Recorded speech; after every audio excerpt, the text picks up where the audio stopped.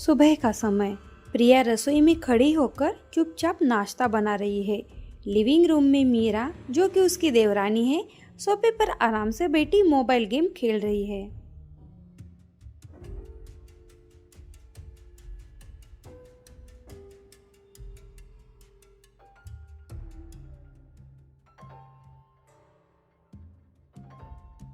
प्रिया, आज भी वही नाश्ता? क्या घर में कुछ और नहीं है? पता नहीं तुम्हारे मायके वालों ने क्या सिखाया है।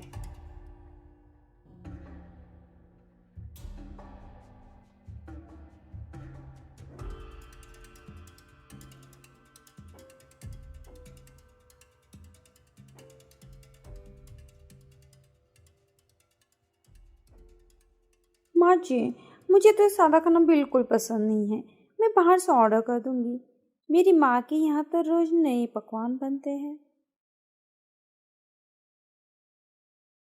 बिल्कुल सही कह रही हो मेरा बहू। तुम्हारे जैसे लाड़ प्यार में पली लड़की को ये ऐसा खाना शोभा नहीं देता। जो मन करे मंगवा ले बहू।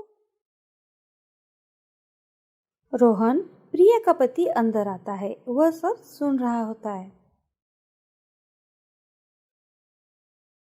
माँ, आप ऐसा क्यों कहती है? प्रिया दिन रात लगातार काम करती रहती है। मैं तो देखता हूँ, हमेशा वो काम में लगी रहती है। वो आपकी खुशी देखना चाहती है। आपको जो पसंद है वही काम करती है, और जो आप है उसको ही हमेशा ताने मारते रहती है। ऐसा क्यों करती है आप? उसकी मेहनत देखो ना।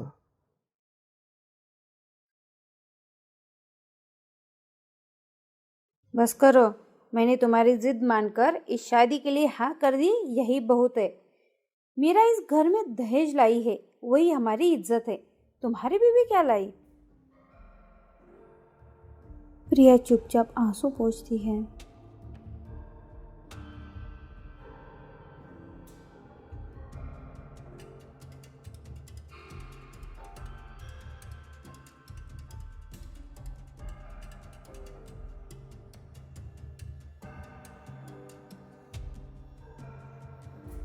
स्थान वही लिविंग रूम।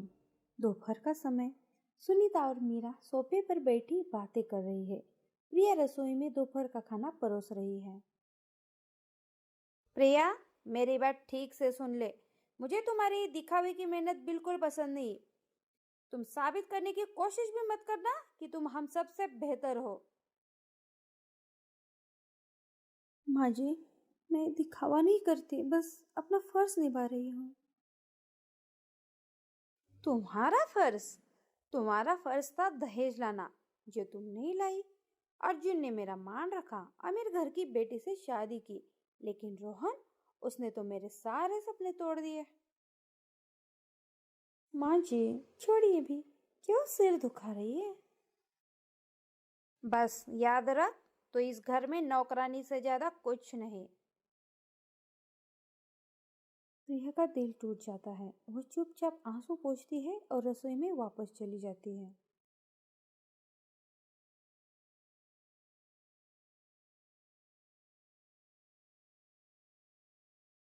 शाम का समय।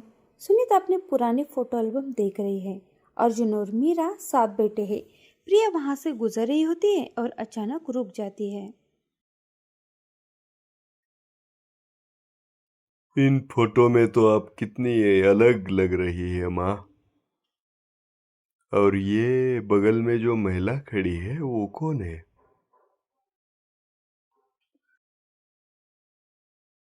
कुछ नहीं, बस पुरानी यादें। अर्जुन, मेरी माँ ने मुझे बताया था कि तुम्हारे पापा की पहली पत्नी थी। क्या ये सच है, मम्मी जी? सुनीता चौंक जाती है और घबराकर मीरा को घूरती है। अर्जुन भी हैरान था। मीरा, ये सब बकवास है। इस बारे में बात मत करो। प्रिया वही खड़ी होकर यह सब सुन रही होती है। उसे समझ आता है कि सुनीता रोहन को अपना सगा बेटा नहीं मानती। अब मुझे समझ में आया। माँ जी का व्यवहार ऐसा क्यों है? ये दहेज की बात नहीं, सौतेले रिश्ते की है।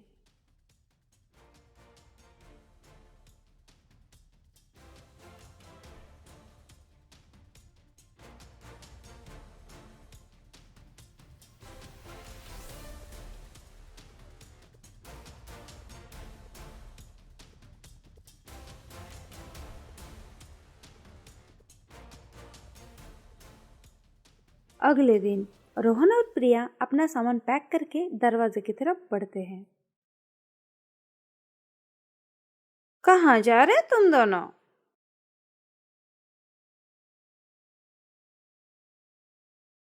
हम जा रहे हैं माँ। हम अब यहाँ नहीं रह सकते। यहाँ मेरी पत्नी का बार बार अपमान होता है। उसकी बिल्कुल इज्जत नहीं की जाती है। जहाँ मेरी पत्नी की इज्जत ही नहीं है, वहाँ हम नहीं रहेंगे। जाइए जाइए, कौन रोक रहा है?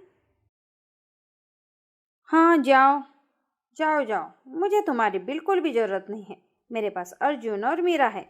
जाओ और जो मन करे वो करो।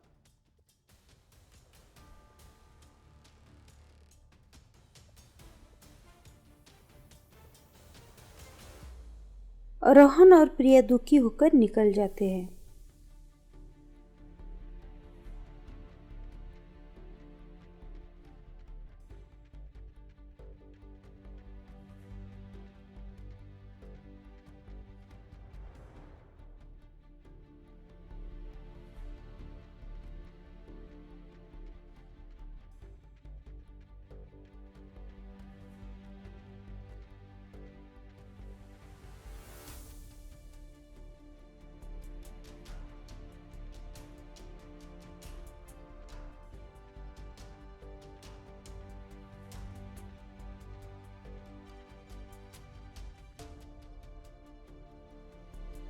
दो दिन बाद घर पूरी तरह से गंदा है। रसोई में बर्तन पड़े हैं, सोफे पर कपड़े बिखरे पड़े हैं। सुनीता थकी हुई और परेशान है।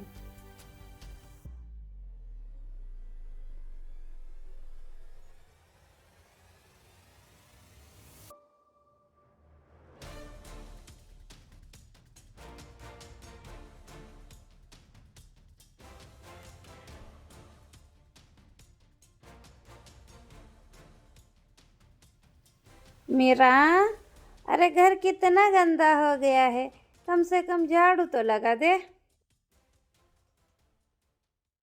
माँ जी, आप प्रिया से करवाइए ना।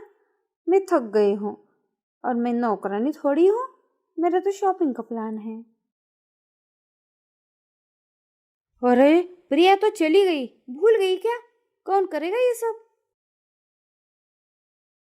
माँ जी, आप करवा लीजिए या फिर खुद कर लीजिए, पर मुझे नहीं बताइएगा। मुझे ये सब बिल्कुल पसंद नहीं। मेरा परिवार बहुत अमीर है और मैंने कभी ऐसे काम नहीं किए।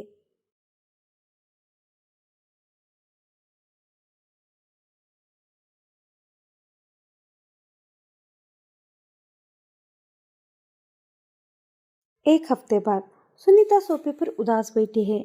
उसके सामने टेबल पर चाय का एक खाली कप और बिस्किट का पैकेट पड़ा है। अर्जुन घर आता है। माँ, आप बहुत दुखी लग रही हो। आप ठीक तो हो? बहुत उदास दिख रही हो। क्या हुआ? मुझे बताओगी नहीं? नहीं बेटा, मैं ठीक नहीं हूँ। घर अब घर नहीं लग रहा। यह सिर्फ एक ईंट पत्थर का बना मकान है और कुछ नहीं। प्रिया के बिना कुछ अच्छा नहीं लग रहा मुझे। अरे ये क्या हो गया आपको अचानक?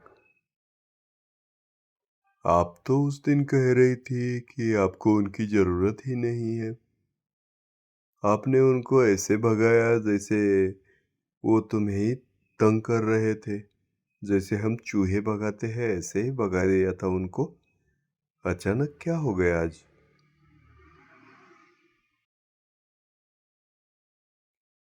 मैं बहुत घमंड में थी बेटा। मुझे लगा कि पैसा ही सब कुछ है। और मीरा, वो तो अपने पैसों के आगे किसी को भी नहीं देखती। उसे तो मेरी जरा भी फिक्र नहीं है।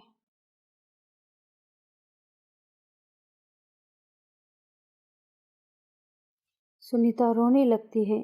तभी मीरा आती है। माँ जी, अर्जुन, मैं बाहर जा रही हूँ, लौटने में देर हो जाएगी। अरे अभी अभी तो आई थी तुम, अभी जा रही हो? इतनी लापरवाह कैसे हो सकती हो तुम मीरा? क्या तुम्हें जरा भी घर की फिक्र नहीं है? फिक्र मैं क्यों करूं मम्मी जी? मेरे पास पैसा है, मैं तो आज भी अपनी मर्जी से जी रही हूँ। सुनीता का दिल टूट जाता है। उसे मीरा की असलियत पता चल चुकी थी।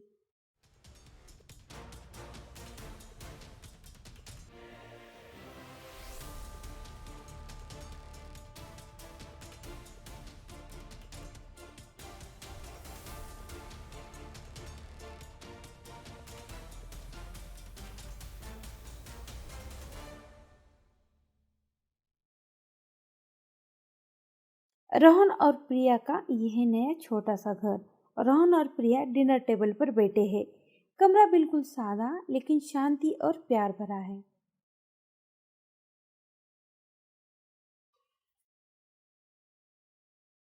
प्रिया, क्यों तुम इतना सब कुछ सहती रही? घर के सारे काम तुम ही करती रही। मीरा कुछ हाथ नहीं बटाती थी, उल्टा तुम्हें ज्यादा तकलीफ हो ऐसा ही करती रहती थी। माँ को तो मैं जानता हूँ बचपन से। वो तो सब कुछ इतना करके भी तुम्हें ही दोष देती थी। तुम्हें ही कुछ ना कुछ बोलती रहती थी। तुम्हें ही डांट लगाती थी, तुम्हें ही ताने मारती थी। फिर भी तुम सहती रही। कैसे? क्योंकि वो तुम्हारी माँ है रोहन। मैंने सोचा था अगर मैं सब सह लूंगी तो शायद एक दिन मुझे भी मीरा की तरह प्यार करने लगेगी।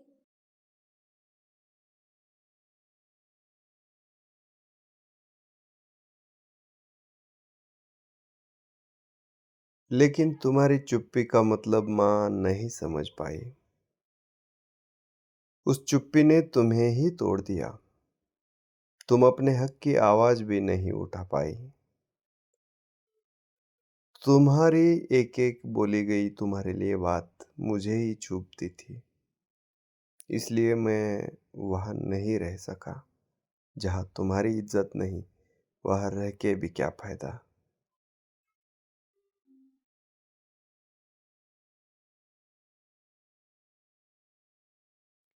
शायद मैंने खुद को हमेशा साबित करने की कोशिश की, लेकिन माँ जी को कभी मैं अच्छी लगी ही नहीं।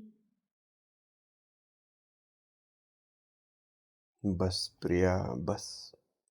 बहुत सह लिया। अब और नहीं। हम दोनों इस घर में हैं, किराए के घर में हैं, क्योंकि हमें सुकून चाहिए। अगर सम्मान के लिए मुझे किराए के घर में दू, दूसरे के घर में भी रहना पड़े तो मंजूर है प्रिया। पैसा ही सब कुछ नहीं है। तुम्हारा सम्मान भी मेरे लिए बहुत बड़ी बात है। मैं हर वक्त हर बार तुम्हें अपमानित महसूस नहीं करा सकता। अब ये छोटा सा ही सही, मगर यहाँ कोई तुम्हें अपमानित नहीं करेगा। घर भले ही छोटा हो, मगर यहाँ हमारा सम्मान होगा। हम यहाँ शांति से जिएंगे, आराम से रहेंगे।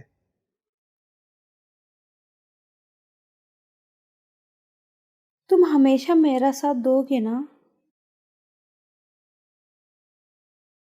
हाँ प्रिया, हमेशा तुम्हारा साथ दूंगा, चाहे कुछ भी हो जाए। मरते दम तक, हमेशा। अब हम उस घर में कभी नहीं जाएंगे। हम मेहनत करेंगे, अपनी मेहनत पे दूसरा घर बनाएंगे। भले वो छोटा हो, मगर अपना आत्मसम्मान वह मजबूत रहेगा। वह तुम्हें कोई अपमानित नहीं करेगा। मुझे उसके लिए ज़्यादा मेहनत भी करनी पड़े तो मैं तैयार हूँ प्रिया। मगर हाँ, अब हमारे अच्छे दिन शुरू हो गए, बुरे दिन खत्म।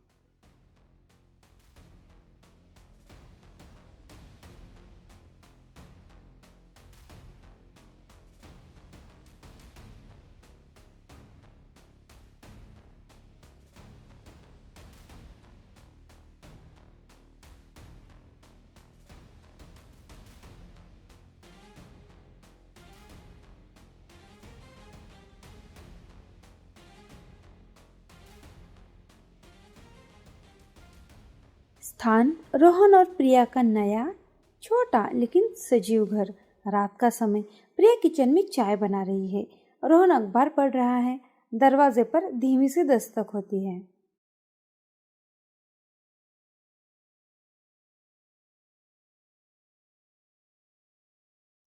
प्रिया और रोहन एक दूसरे को देखते हैं। प्रिया दरवाजा खोलती है।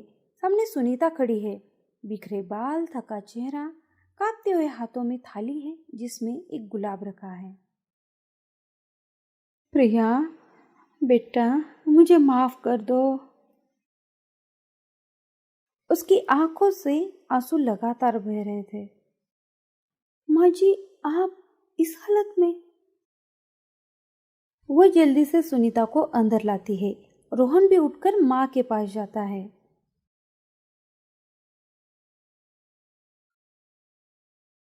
अरे माँ, ये कैसी हालत हो गई है तुम्हारी? बहुत वीक हो गई हो लगता है। और तुम्हारे चेहरे पे जो मुस्कान थी वो भी गायब हो गई है। आपने खाना तो खाया है ना माँ? आप ठीक तो हो? नहीं बेटा, मैं ठीक नहीं हूँ। वह रोहन का हाथ पकड़ लेती है। मैंने अपने अहंकार में अपनी ही खुशियाँ खो दी। मैंने सोचा था पैसा, दहेज, यही सब कुछ है। लेकिन अब सिर्फ एक खाली मकान रह गया है। वो दीवारें भी मुझसे सवाल करती है। मुझे तुम दोनों की बहुत याद आती है प्रिया। तुम्हारी बहुत याद आती है बेटा। प्रिया की आंखें भर आती हैं। माँ जी, मुझे हमेशा लगा था कि एक दिन आप मुझे बेटी कहेगी, मीरा के जैसे मुझे भी अपनाएगी। मैंने इंतज़ार किया, बहुत इंतज़ार किया माँ जी। मैंने गलतियाँ की बहू। मैं बिना वजह तुम्हें हमेशा ताने देती रही, परेशान करती रही। मुझे माफ़ कर दो और अपने घर वापस चलो बेटा। वो प्रिया के पैरों पर गिर जाती है। प्रिया जल्दी से उसे उठाती है और गले लगा लेती है। रोहन की भी आंखें नम हैं।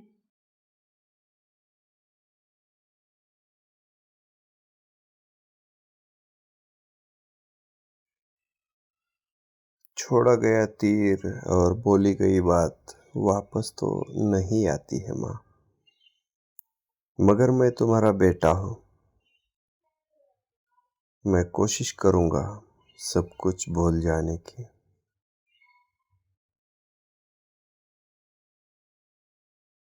माँ जी, हम आपको माफ़ करते हैं, पर उस घर में अभी वापस नहीं लौट सकते। वह घर हमारे लिए अब सिर्फ ईंट पत्थर का है, जिसमें मेरा आत्मसम्मान टूट चुका है।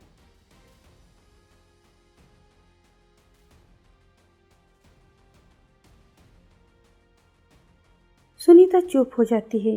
उसकी आंखों से आंसू लगातार बह रहे थे।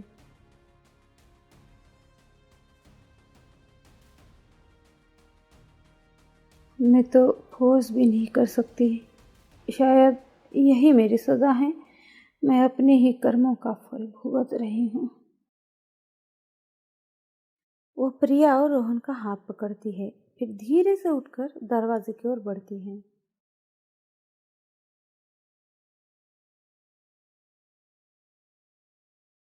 दरवाजे के पास रुककर सुनीता आखिरी बार उनकी ओर देखती है। उसकी आंखों में पछतावे की लकीरें गहरी हो चुकी थी।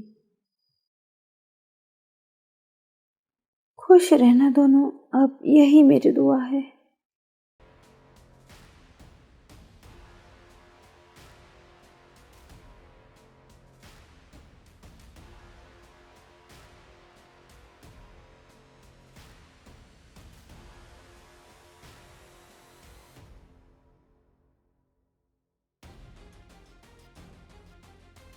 सुनीता धीरे धीरे दरवाजे से बाहर निकल जाती है और रोहन और प्रिया वहीं खड़े होकर आंसुओं में डूबे रहते हैं।